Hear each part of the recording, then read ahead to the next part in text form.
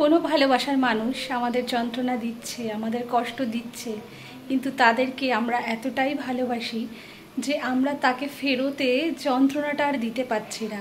সেই জমে থাকা কষ্টগুলো আমাদের কাছে তৈরি হয় অভিমানের। আর এই অভিমান হচ্ছে এমন একটা জিনিস যে তোমায় কষ্ট না দিতে পারা, কষ্ট দিতে পারছি না সেই কষ্ট নিজের মধ্যে চেপে রাখা, সেটা হচ্ছে অভিমান। আর অভিমান কখনো কখনো অভিযোগে পরিণত হয়।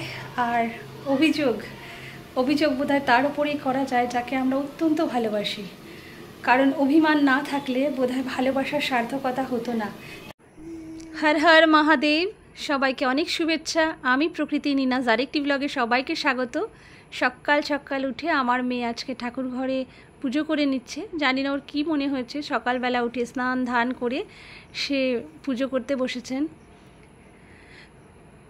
এই যে পুজো করে আমরা চলে এলাম আবার একটু বাজারের মন্দিরে, একটু মিষ্টি ভোগ টোগ নিয়ে নিলাম। এটাও মেয়ের ইচ্ছেতেই, মেয়ের খুব ইচ্ছে হচ্ছে বাজারে গিয়ে একটু মন্দিরে পুজো করবে। তো দেখুন মন্দিরে এসেও দরজাটা আমরাই খুললাম। সবাই দর্শন করুন ঈশ্বরের।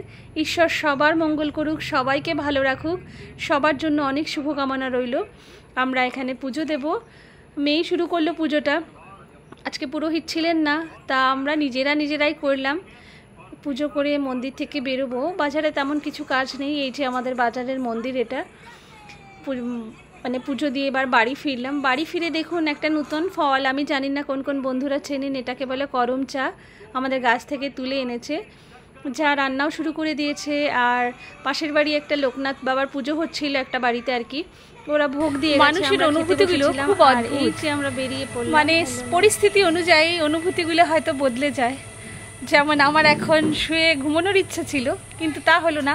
হঠাৎ করে প্ল্যান হলো আমি চলে যাচ্ছি আমার একটা ফ্রেন্ডের বাড়ি, মানে আমরা সবাই। তো চলুন বন্ধুরা, সাথে থাকুন, দেখতে থাকুন আজ প্রকৃতি কোথায় যাচ্ছে। বন্ধুরা আমরা অলমোস্ট রেডি।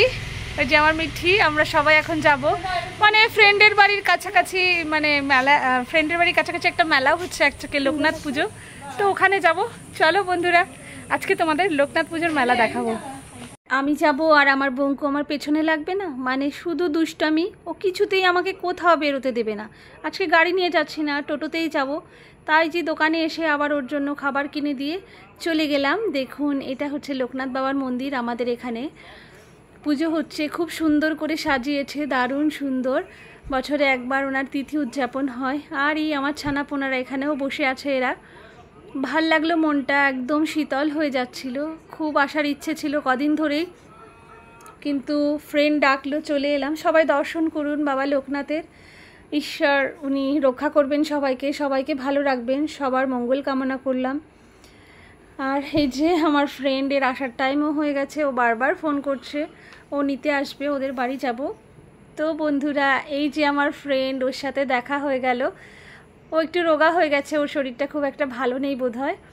চলে এলাম ওর বাড়িতে, ও খুব আনন্দ পেয়েছে। ও আমাকে সকাল থেকে ফোন করছিল কখন আসবি। এখানে আমাদের আরেকটা ছানার সাথে দেখা হয়ে গেল। ও আমাকে অনেক আদর করছিল, ভাল লাগছিল ওর। আসলে ওরা আমার পোষ, মানে বোঝে ওরা আমার মনের কথা। তারপরে এই যে পুজোর ভোগ আমরা একটু খেয়ে নিলাম এখান থেকে। ভোগ খেয়ে, এটা ওর ননদের বাড়ি, ওখান থেকে আমরা ওর ঘরে যাব। এখনও ওর ঘরে ঢুকিনি বন্ধুরা। তো আমরা এই যে 4 জন গেছিলাম, আমরা একটু ভোগটো খেয়ে নিয়ে এবার ওর বাড়িতে যাব।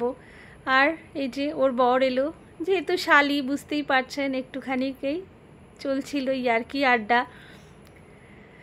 তারপরে এই যে চলে এসেছি আমার বন্ধুর বাড়ি, এটা ওর বাড়ি।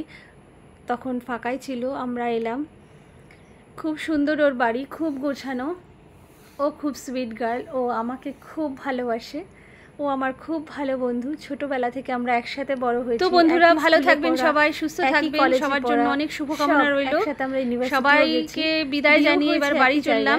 শুভরাত্রি বন্ধুরা, রাত হয়ে গেছে।